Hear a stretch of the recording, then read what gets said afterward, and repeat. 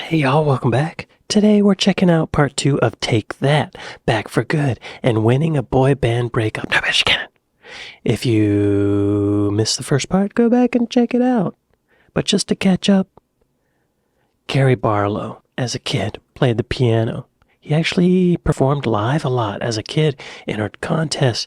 He was hustling, to not like selling his body, but, well, sort of, not in the traditional sense, but he was going out to record labels and giving them demo tapes of all his songs. A lot of rejection. Then this one guy, I forgot his name, he was like, okay, let's do this as a boy band. They auditioned a bunch of dudes to be in this boy band. They got Robbie Williams, a guy named Jason Orange, two other dudes whose names I can't remember. They started a boy band called Take That. They had a bunch of crappy songs. They did poorly. Then they started picking up steam, and they started doing well. Gary got distracted by the boy band thing. He was spending all his time trying to do backflips and learning dance routines. They go to make this album. The producer, Chris Porter, he's like, hey man, get back to playing the piano like you used to. Don't worry about the dance routines. Gary's like, I'm going to play my piano again like I did as a kid. And he wrote this hit song, Back for Good. You've probably heard it. In the meantime, there was a little rivalry between Gary and Robbie Williams. For whatever reason, Robbie was getting success. I can't say for whatever reason. He's a handsome singer. He sings well, and he does the backflips and the dance routines. Not a songwriter, though. Not a songwriter. Anyway, he just wrote Back for Good, and we're going to see what happens after that. Here we go.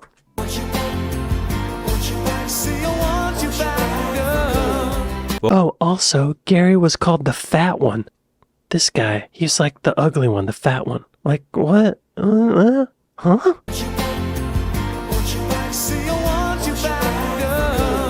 Well, Gary Barlow had written some pretty good songs in the past. Back for Good is when he transcended boy band fluff, aimed for the parents as well as their daughters. Such was its instant classic status, some rumoured that Barlow hadn't written it, instead crediting it to Obiji, Barry Gibb. Quizzed about the claim in 2013, Gibb said he'd never even heard the song. One unexpected fan was another northern musician known for buffing 4 chords to an anthemic sheen, Noel Gallagher. Really? If it touches people, it's a good song. You know, people go on about Take That, but Back for Good said something to me, and if it touches me. That I didn't expect Noel Gallagher to have a positive reflection on Back for Good, or Take That in general. Let's just let that settle in. Noel Gallagher said something nice about this boy band. I usually don't give boy bands that much credit, and I said this in part 1, because you don't think that they're writing their own songs. You think that they're hired singers for their looks. But Gary's writing songs. I have a lot of respect for that. Way to go, Gary. Released in March 1995, it became their 6th UK #1. Nice. As well as topping the charts in 9 other countries. It also hit number 7 on the Billboard Hot 100, making them the first British boy band to have a US top 10 since Wham. Wow. Because of the song, Take That had been signed to Arista in the States. Nice. Their head honcho, Clive Davis, knowing a hit when he heard it. However, it would be their only song to dent the US charts. Clive Davis. There are a lot of perverts in the music industry. That's all I'll say. The country incompatible with the homoerotic image Take That had fashioned for themselves. No, we didn't break America. Back for Good broke America. But nobody over there knew who we were. Yeah. Research showed that people over 30 were buying that record. Huh. So we didn't break America. And I knew it at the time because there was no market for us out there. Oh, yeah. Yeah, in part 1, they mentioned that one of the ways that Take That became successful was marketing to gay clubs in the gay community. So they did a lot of pretty gay stuff. That doesn't fly in America as well, I don't think. There's a lot of puritanical viewpoints here. Especially back in the 90s, it was much stronger. Robbie leaves and Take That split. Okay. Here it comes, y'all. 1995 to 97, The Samaritans, Glastonbury, and Angels. Never forget Take That. It's a shame they split, because I feel like these years, 95 to 2000, a really strong time for boy bands. In the States, we had NSYNC, Backstreet Boys, I don't know who else, but those sold a lot of records. On July 17th, 1985, Robbie Williams made a press statement to say that he was leaving Take That. Supposedly beforehand, he'd contacted 3 of the biggest tabloid papers in the UK, telling them all they had the exclusive story of his exit. So distraught was a 14-year-old girl in Germany upon hearing the news, she attempted to take her own life. The Samaritans had special phone lines set up so that teenagers deeply affected by his departure had someone to talk to. Wow. To them, Robbie Williams wasn't just a guy in a band. This was their future husband, and he had betrayed them by leaving. At the time, whether Williams left willingly or was sacked was contested. In reality, he was just not enjoying being in the band, and as such was becoming more of a liability, pushing back against the limitations, going out until 6 in the morning during tour time, with an increased reliance on alcohol. Though hidden from the band, according to Williams, he had nearly overdosed the night before a performance at the VMAs in November 1994. In late June 1995, he disappeared for a weekend during the Nobody Else tour rehearsals. He'd gone to Glastonbury. When video emerged of Williams high with a tooth missing, later revealed to be simply blacked out with a marker, as well as appearing on stage drunkenly bez dancing with Oasis, his bandmates confronted him about his commitment. Recently, we'd had a few chats, and I think it was becoming quite obvious that he wasn't very happy. We have an agreement to give a 6 months notice if anyone wanted to leave. About 2 weeks ago, he gave us a 6 months notice. Since then, we've been trying to carry on in rehearsals, but I think it was quite obvious to us that he wasn't very happy. So we decided that we didn't want to put a mate through this pain for 6 months. Yeah, that's and maybe a long he time. should go now. Take That embarked on the Nobody Else tour as a 4-piece. Williams would sue the label to be free of this contract, which stated that he could not start a solo career until Take That had officially ended. This is complicated. I don't think they really needed Robbie Williams in Take That, other than the outward-facing image of the band, the marketing of it, right? That's really unfair of him to go and do all this public partying. That's not cool, Robbie. That's not cool. The band would release 2 more singles, Never Forget, and a cover of the Bee Gees' How Deep Is Your Love. Again, both song. UK number 1s. Nice. The former single was remixed by Meatloaf producer Jim Steinman. What?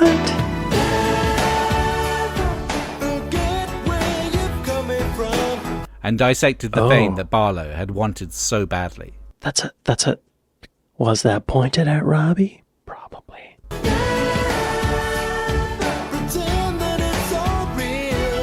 The latter was released to promote their greatest hits album in March 1986. How deep is your love? Is your love? How deep is your love? How deep is your love? Is your love? How deep is your love? A month earlier, on February 13th, Robbie Williams' 22nd birthday, Take That had announced they were splitting up. I was the one that first brought it up, before it was announced. Why? We were at a hotel in London, and I just said, I'm really bored, everybody.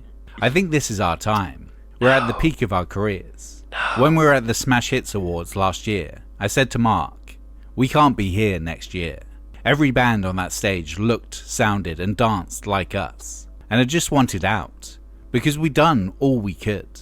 The bubble was going to burst. Not for another 5 years. Just hold on. Hold on. And get that money. Now free of his commitments to the band, Gary Barlow could finally start his long-awaited solo career, claim the George Michael role that the press had foretold for him. 5 months after Take That announced their split, in early July 1996, he revealed his debut single, the Manilow-esque Forever Love. This could be love forever. The same month, Williams talked to Attitude magazine, revealing just how unhappy he was in Take That, as well as what he really thought about Barlow. I definitely felt manipulated from the off. I definitely did. What? And from day one, I felt I was being deliberately ostracized.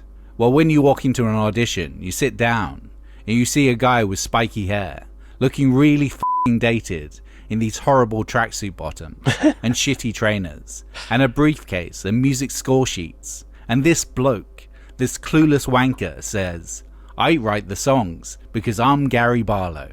Why are you auditioning to be in his band then? You should have walked out the door in that moment. Little jibes about Barlow would litter Williams' future interviews and live shows. The most cutting ones for Barlow being claims that he was a bad songwriter. Additionally, after almost a year of legal red tape, newly signed to EMI, Robbie Williams set the release of his debut single 2 weeks after Barlow's, a cover of George Michael's Freedom 90. What songs has Robbie written? It was not only a nod to Michael's parallel label issues, but an obvious self-comparison. If Take That are the Wham of the 90s, he's not gonna become the Andrew Ridgeley.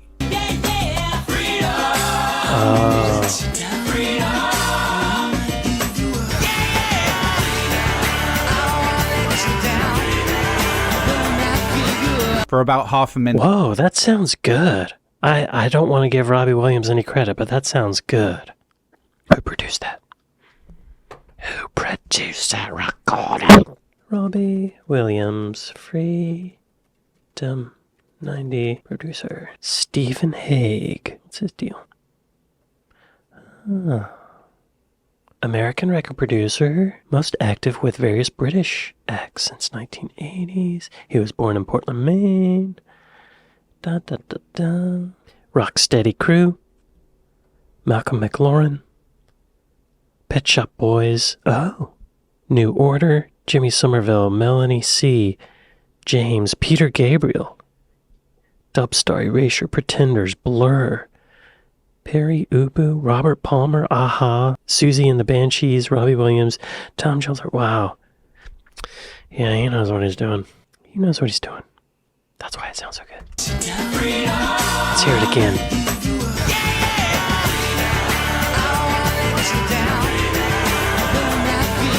For about good. half a minute, the press hyped up a potential teen pop version of Blur vs. Oasis, but it wasn't to be. While Barlow's single entered the UK charts at number 1, it and Williams' singles were steamrolled by the next big thing in pop. If you wanna be my lover, you gotta get with my friends, make it last forever. Barlow started off strong, with his first 2 singles going number 1. That's good.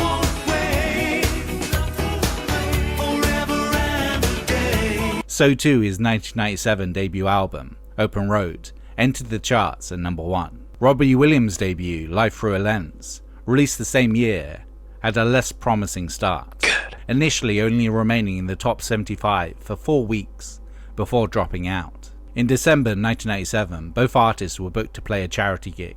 Barlow from his lofty position, ignoring the sour words in the press. The 2 former bandmates talked for the first time since Williams' exit. I was thinking I'm clear here, because his album had got to only number 11, and each single was doing worse than the last.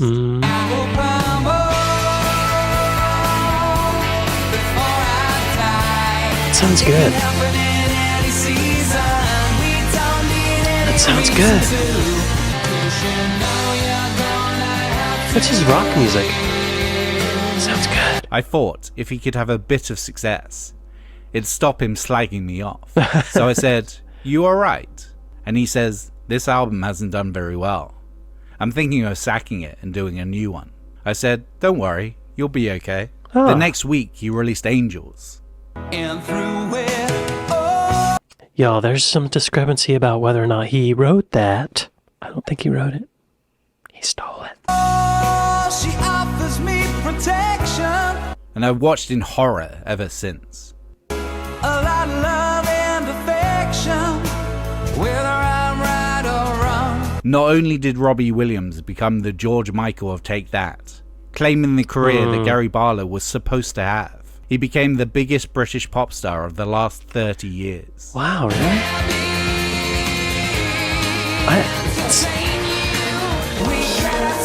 I don't get it. I don't get it.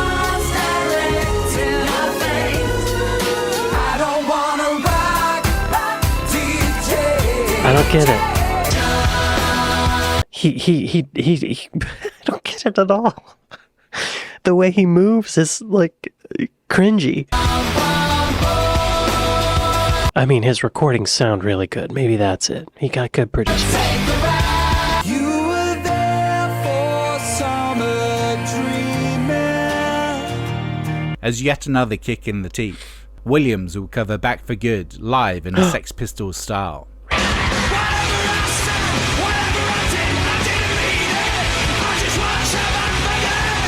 That's clever, but he had to pay Gary for that, you know. Metaphorically tearing down not only his time in Take That, but the moment Barlow assumed the role of credible songwriter.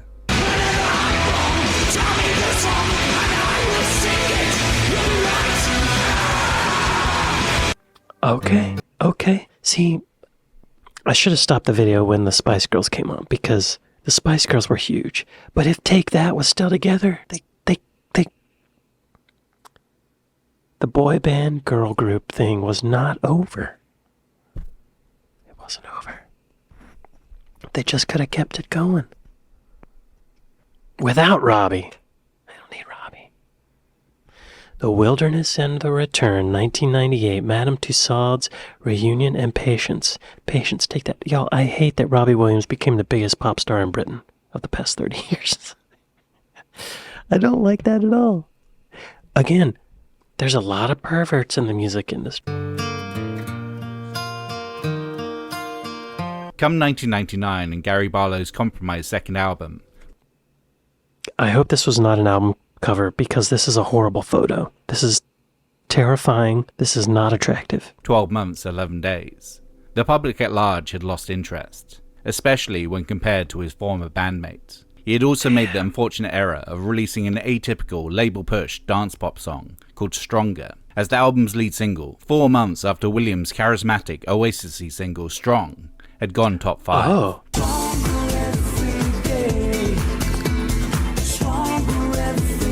99, okay.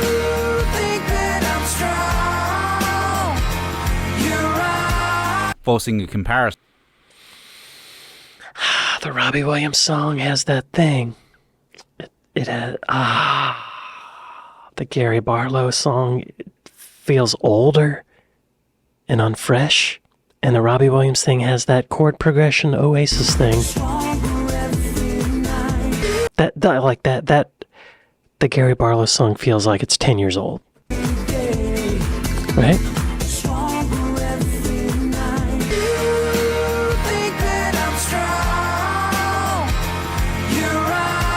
Forcing a comparison that did Barlow no favours. Yeah. The album took over a year and £800,000 to make. Wait, this is the album cover, I think.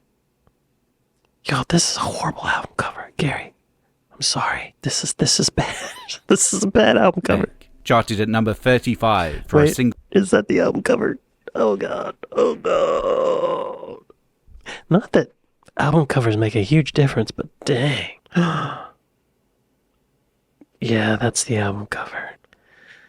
Damn. No. Single week before dropping. Who's gonna pick that up and buy it? Who's gonna see that in the record store and buy it? It's like. Out of the top 75. At the same time, Williams revelled in Barlow's misfortune. He's not selling any more records now, though. Oh, that's cruel. Let's face it, he's dead. That Robbie. What a dick. It was all a bit of a torment. I had this beautiful white piano, my lucky piano. Every hit I'd written on this piano. Within 6 months of this not happening anymore, this piano drove me mad. To the point where I spent days just looking at it, lying underneath it, lying on top of it, rubbing my face on it, going slowly insane, trying to work out why this thing wasn't delivering to me like it used to. It's not the piano. Maybe that's the problem. He thought it was the piano. It's not the piano. In 2000, Barlow was dropped by his label, just kind of stuck, unable to write anything worthwhile. He felt it was time to give up. Hire Max Martin. Get a hit. That's what you do. Aware of how little his phone was now ringing, he sank to his lowest point, depressed and slowly gaining weight. Ooh. What little joy he got as he approached 17 stone was that no one recognized him. In his early 20s, he couldn't go to the shops. How much is 17 stone? For me and my American friends, 17 stone is how much? 238 pounds. How tall was he? Gary Barlow, how tall?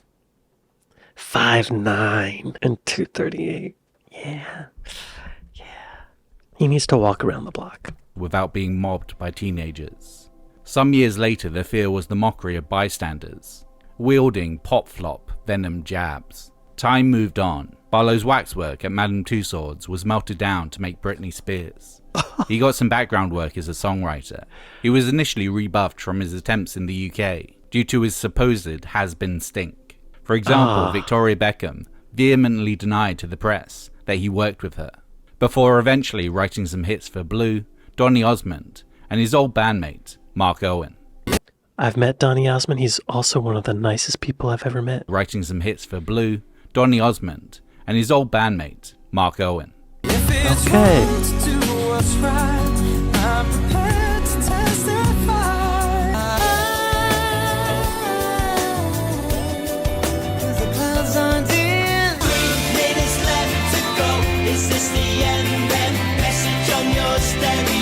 Late. Hey.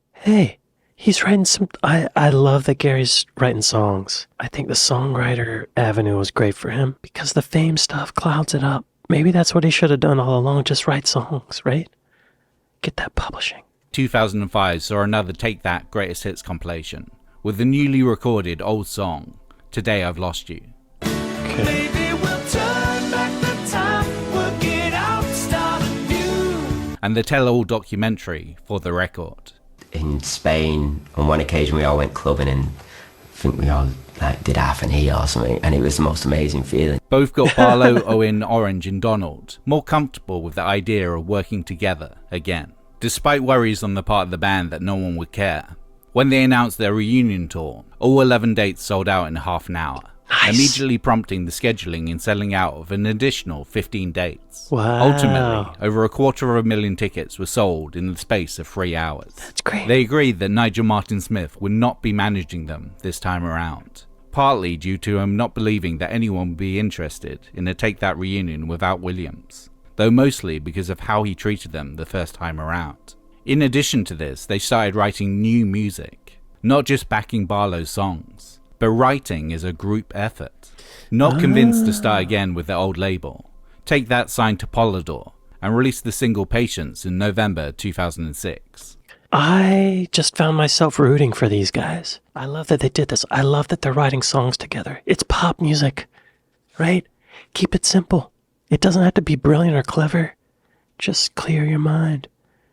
I'll write a pop song right now.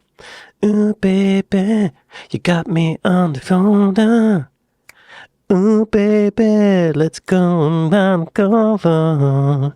You know that we are together. And then the chorus. Baby, you got me on your shoulder. Baby, see? That's all. You gotta just clear your mind. How great was that? How great was that? My mom will call me and tell me it was the best song ever. Thank you, Mom. Which continued their streak of UK number ones, despite their decade-long break.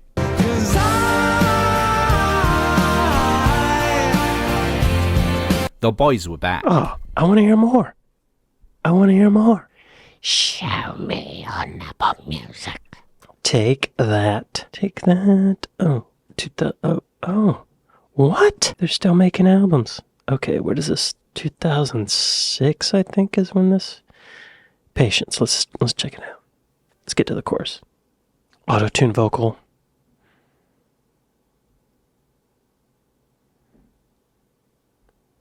Aggressively auto-tuned. Here comes the chorus. Huh?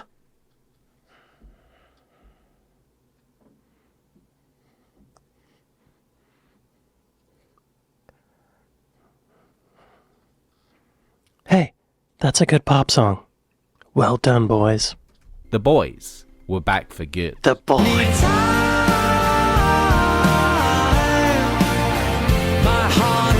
Said Nicky Wire of the Manic Street Preachers, it's the greatest comeback single in history. If Oh, Neil wow. Young had written it, people would be calling it a masterpiece. I've always liked Take That. It's well-written pop They song. looked so brilliant back in the day and did everything right. But this is something else. It's got such a dark lyric. My heart is numb, has no feeling. So while I'm healing, just try. Yeah. There's also a maturity about it that suits the boys, all grown up. Gary Barlow is a genius. I won't have anyone argue against him. Wow. Take That are now the British band with the most UK number ones, aside from the Beatles. What? By the time they returned, it's fair to say they'd been the blueprint for every British and Irish boy band in the interim, and many after. Oh, One Direction. That hat.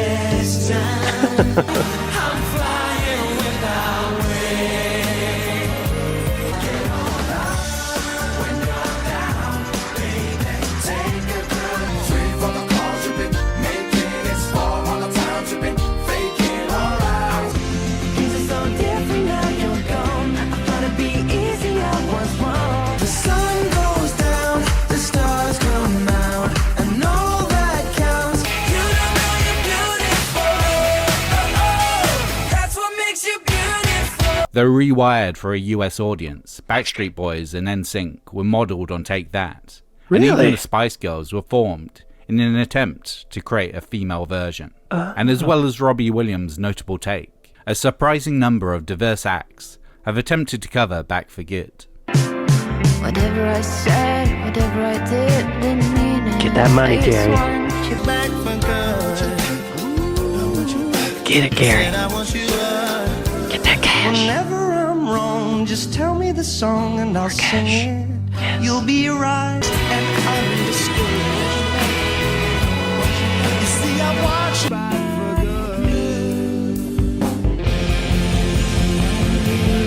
good. In 2009, Take That embarked on their month-long Circus Stadium tour, their most lavish production yet.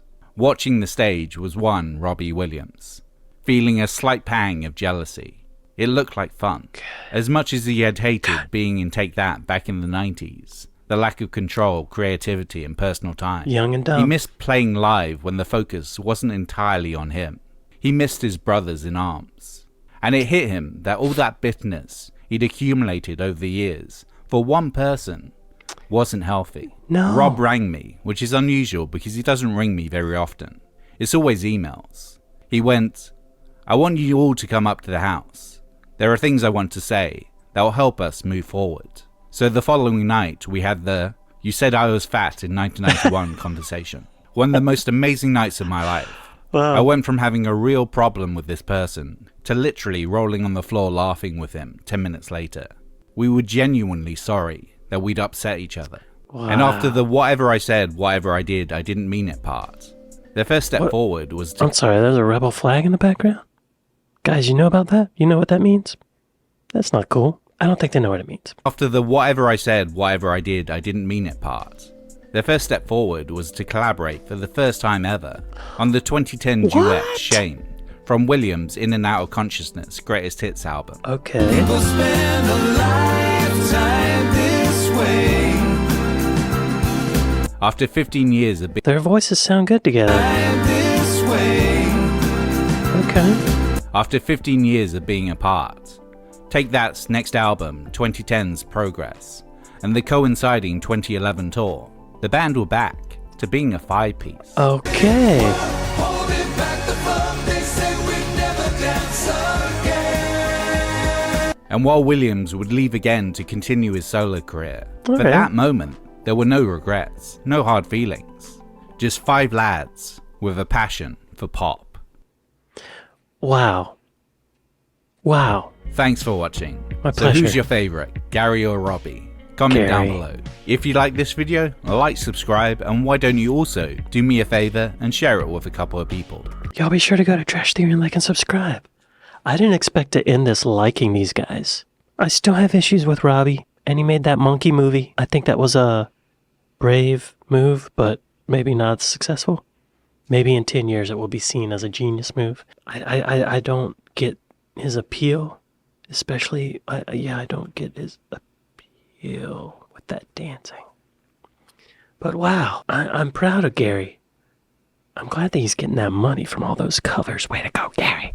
I'm glad the band's writing together, or they did for a while. I don't know what's up with them now. But it looks like they put out a bunch of albums. Right? Let's see. 93, 2006, 2008, 2011, 2015, 2017, 2023, and then a 30th anniversary edition of Nobody Else in 2025. Wow. And Backstreet Boys and NSYNC were modeled after them? I mean, they were modeled after New Kids on the Block, so, like, it's a very similar thing. But yeah, wow. I'm excited for these guys. Wow. I'm glad they made up. Cheers to Take That. I didn't think I'd be saying that. I'm proud of these boys.